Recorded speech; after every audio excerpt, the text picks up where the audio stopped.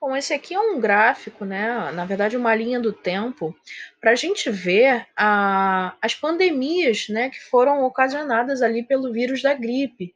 Recentemente, a gente entrou numa discussão, não pelo vírus da gripe em si, mas a questão de mutações virais, né, do fato, né, mais recente para a gente é a pandemia de coronavírus, né? E aí criou-se uma discussão baseada em algumas teorias de que esse vírus teria sido criado em laboratório, porque o vírus naturalmente não tem capacidade de mutação sozinha, né? E aqui, né, a gente está avaliando essa linha do tempo em relação ao vírus da gripe, e como vocês podem ver, existem mutações bastante importantes que provocaram pandemias, né? Então, o vírus da gripe, ele sofreu diversas mutações ao longo do tempo, né?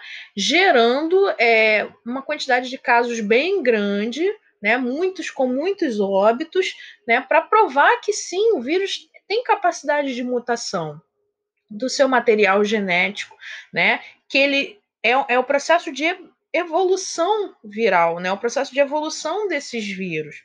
Então, é perfeitamente normal que isso aconteça sem a necessidade de fabricação em laboratório, faz parte do ciclo deles, né? Então, aqui, em relação ao da gripe, ó, a gente pode perceber, né, a gripe russa causada pelo H2N2 em 1889, em 1900 a gripe H3N8 em Hong Kong, né, a gripe espanhola, né, por H1N1 em 1918, a gripe asiática em 57, né, pelo H2N2, novamente em Hong Kong a gripe H3N2, né, e o H1N1 pandêmico, né, que a gente teve uma pandemia em 2009, né, que até então, até o surgimento, né, do novo coronavírus, tinha sido a maior pandemia, né? Lembrando que a gente usa o termo pandemia quando você tem uma quantidade de casos muito grande espalhados em diversos países ao redor do mundo, né?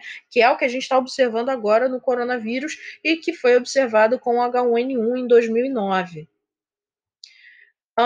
De acordo com a Organização Mundial de Saúde, né, 385 milhões de idosos têm, né, elevado risco em complicação da gripe, né, ela atinge ali 140 milhões de crianças, 700 milhões de crianças e adultos com doença crônica, 1,2 bilhões de pessoas têm risco elevado, né, para essas complicações, né, sendo esses grupos aqui os principais, tá?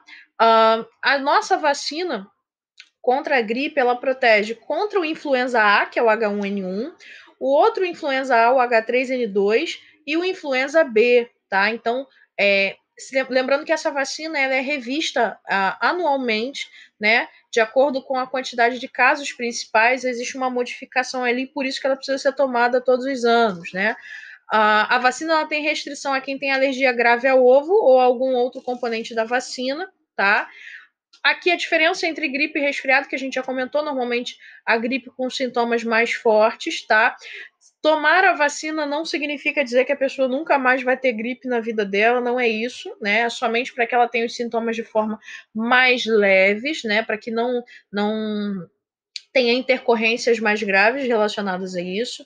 Em 2017, né, a gripe matou 25 pessoas no país e todos os vírus da gripe junto mataram 2.200 pessoas, 2.220 pessoas em 2016, né? Todos esses dados aqui são do ano de 2017, sendo que só o H1N1, né, foi o responsável ali por uma grande quantidade de mortes. O H1N1 ainda é bastante preocupante, né? Até mesmo agora, na pandemia de coronavírus, né? Saber diferenciar o que é H1N1 do que é coronavírus para dar o tratamento adequado. O diagnóstico das gripes é feito de forma clínica, principalmente, e no caso, principalmente do H1N1, né, laboratorial, seja pelo PCR, né, ou por testes rápidos, para que a gente saiba a diferença ali, lembrando que normalmente são realizados nos casos mais graves, tá? E é importante para se combater de forma adequada.